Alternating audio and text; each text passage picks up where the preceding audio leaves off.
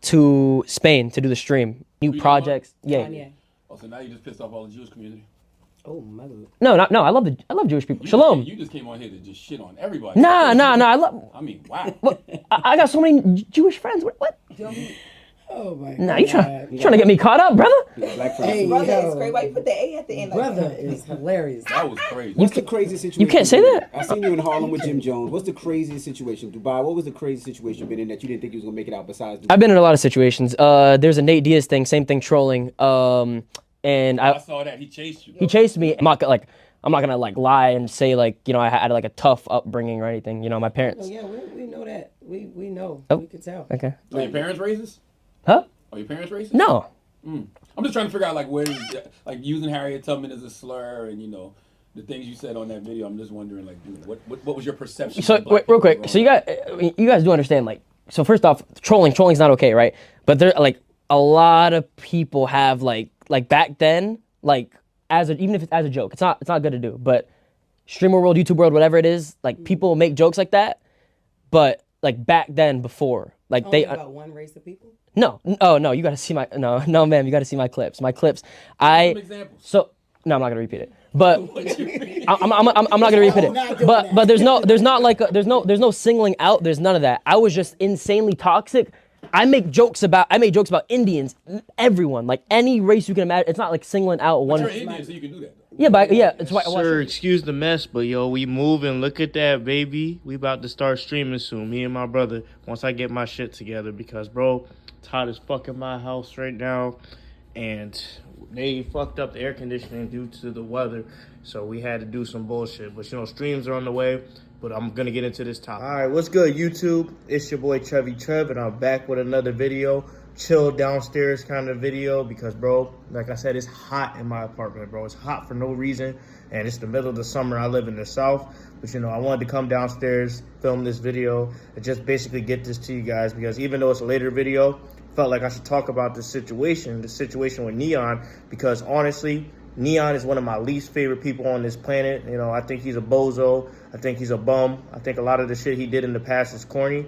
But I watched his Breakfast Club interview, and I kind of felt sorry for the guy. Even though I don't like him, and I will never like him, and I hate his content, I hate what he stands for, and he just be on some bullshit, I can acknowledge the fact when someone is changed or trying to change, and even if they said wrong shit in the past that I don't agree with, if they're genuinely trying to make a change, I respect it. But, I didn't like how the Breakfast Club kind of pressed him on it. But I also get that you reap what you sow, because when you say all that crazy shit about black people, about Indians, and about different situations, you kind of reap what you sow. And then when people give you the energy you put out, you can't be mad that they do that. But either way, they shouldn't have pressed him like that.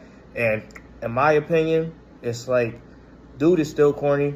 I don't really believe for a second that he's really changed, because this is a dude that's faked his death before or tried to do things for views, and he's basically a grifter, bro. He changes, he's like a shapeshifter. Every time he sees a new trend or something that he could profit off of, he'll do that shit, and he doesn't really stand on anything. And, I respect the fact that he's trying to change, but, bro, he's still a cornball to me. And watching that interview showed that, he's still a cornball.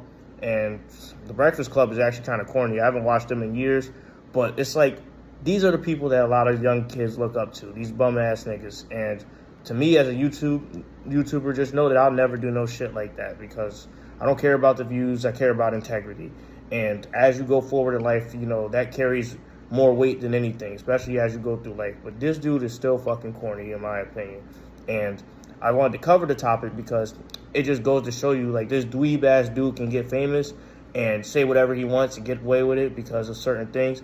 But let's say someone else says that, they won't get away with it. They'll be canceled, and they have to live with the consequences of that. So when I see that kind of stuff in the media, it makes me think, damn, bro, we've really fallen off as a society if we let dudes like this get famous, because who raised this dude? Who checked this dude? Who vetted this dude? Why is this dude famous? And, that's not me hating. It's just me being real. It's this is really what y'all look up to? This is what's cool nowadays? Seeing this dweeby-ass dude with his big-ass hoodie just sit there and talk about nonsense in his clips? I'm that's crazy. But also, it's kind of crazy. Oh, my shit just got out the air fryer. But it's kind of crazy that he is getting a platform above a bunch of other people who are more creative, more talented, and things like that. And it's crazy that the Breakfast Club has fallen off to the point where they participate in gossip and bringing another person down. But we got to truly self-reflect on what we value and who we make famous and what our kids look up to. Because if your kids are being raised by a bunch of neons, like imagine, bro. Imagine they go into society and they start fucking up and then they face the consequences of that and they make the world better. Because, bro, I'm not going to lie to you. We need more plumbers. We need more electricians. We need more people. We don't need any more idiots with podcast mics because, bro, they get platforms and then they enable other idiots and then more shit happens and then it's like, damn, we could have had productive people in society, but all these niggas want to do is be podcasters and weirdos like the people they look up to. So my message to you as my viewers is don't be on the corny shit. It's okay to get a trade and do content creating on the side. Just don't be like N3on and farm for clips. Don't be like the Breakfast Club and reach for topics. You just kind of got to do your own thing and find your own path and just do what's authentic and true to you. But either way, I wanted to speak on it. I still think N3on's very corny. And this is going to be like my last video for a little bit because like I said, I got the streaming set up. I got a lot of things going. I got some new mics and stuff coming up. I just want to get my heat and everything and my air conditioning together before I start streaming for real because I'm not about to be in here sweating. This is not a slave ship. I'm not in the dunes of the Egyptian pyramids, so I'm not about to sweat in the South. So anyway, this is the video I wanted to make. Hopefully you guys are having a blessed day. I'm going to get back to this content creation. Just give me like a week, and I'm going to get this shit together. We're going to get this shit popping in August. But anyway, y'all have a blessed day. Y'all take care, and I'm out.